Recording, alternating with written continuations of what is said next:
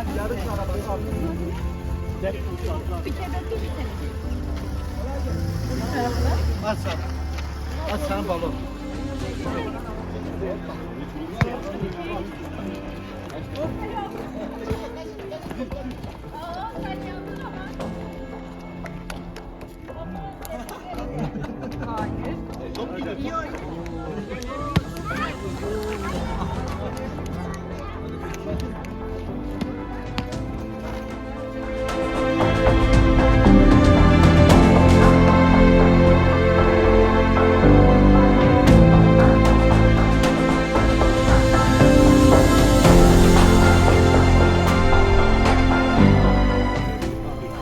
Bak şimdi.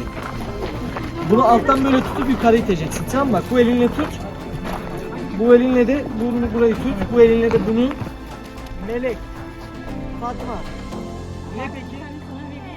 Hadi. Hopa.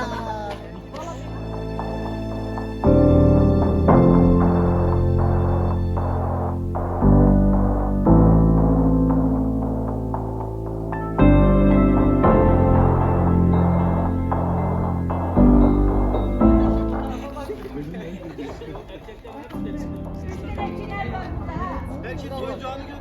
2